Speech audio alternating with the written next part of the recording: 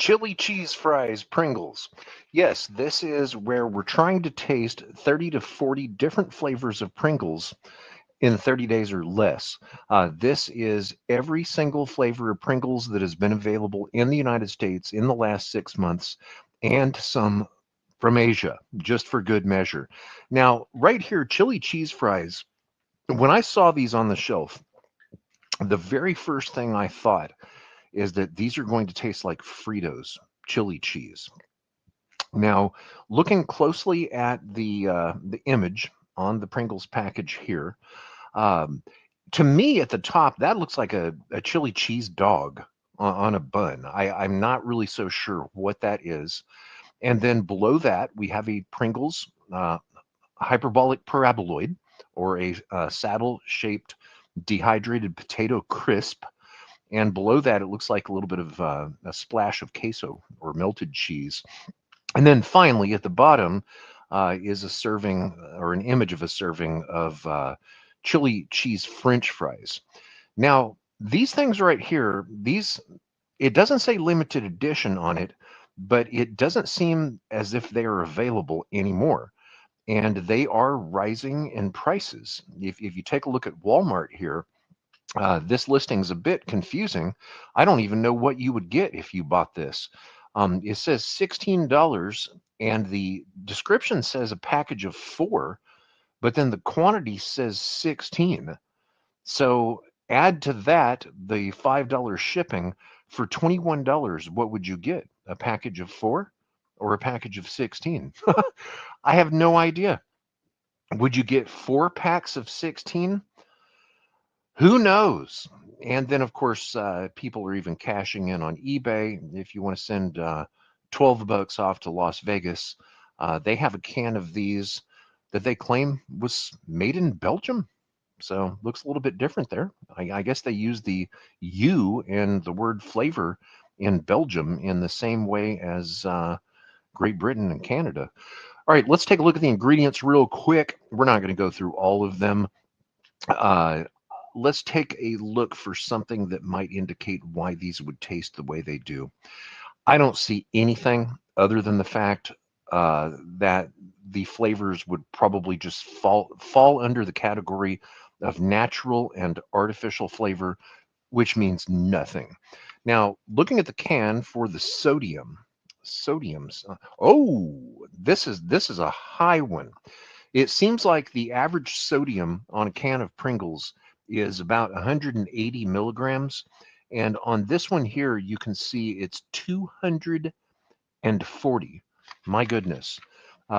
Some of the most recent Pringles flavors that have been released, the smoky cheese and the smoky bacon and barbecue, those peak out at 280 milligrams of sodium, which is the highest I've ever seen with the Pringles. Now, with my taste expectations, I want to see if I'm wrong about this because these are two different companies. Pringles brand is currently owned by Mars. It used to be Procter and Gamble, and of course, Frito-Lay is owned by Frito-Lay, or Fritos are owned by Frito-Lay. So back in 1986, I remember when these came out. This is a screen capture from a television advertisement. Nothing don't kick like the chili cheese Fritos brand corn chips do. I remember that. I remember these right here when they came out, when it said new on the package in 1986. And that right there quickly became one of my favorite snack foods. I remember leaving my job late at night from Chuck E. Cheese and driving home and stopping at the gas station just to get a bag of these. They were so good. And here's another clip from a 80s advertisement. Look at that 80s hairstyle.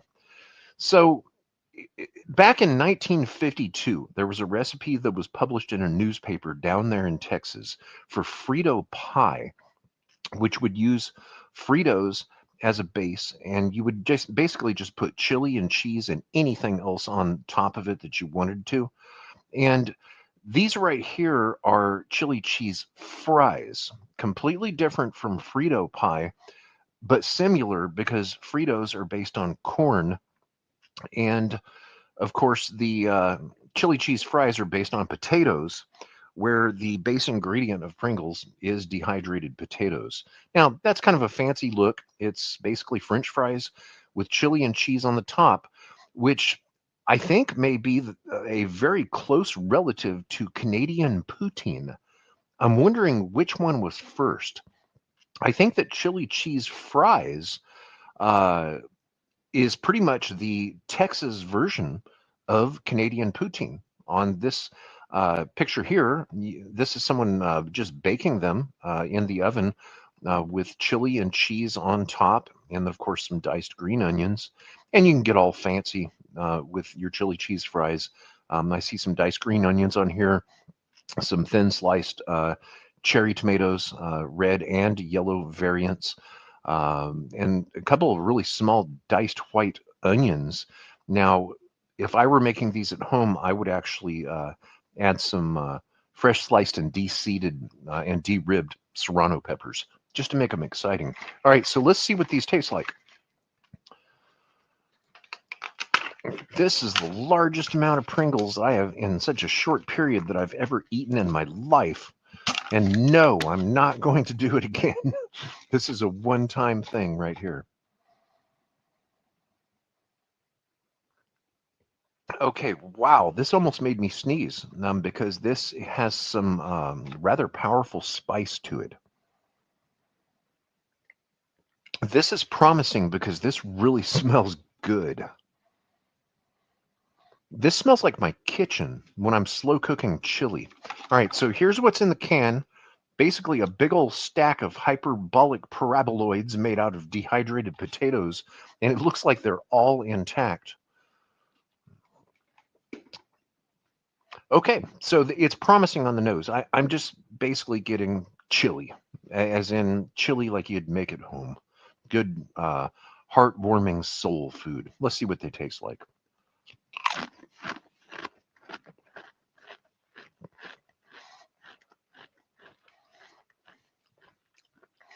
Okay, these are not like Fritos. These are not like Fritos chili cheese. These are way different, and they're definitely turned down a few notches from the intensity of Fritos chili cheese. Not even close.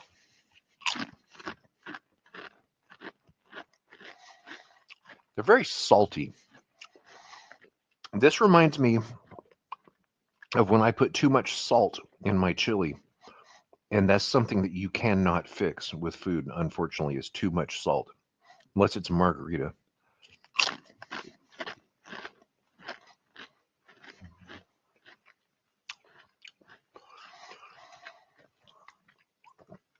The flavor is not quite living up to what I was hoping for with the aroma. Now, these are spicy hot. There is some cayenne chili pepper activity going on here. There's definitely chili powder in these. I didn't notice the heat right at first, but it sneaks up, which is kind of like what a really nice complex chili is, made for general consumption, such as for a large family meal or a church gathering or something. You don't want to make your chili too hot, but it does need heat because that's what chili means. Chili peppers.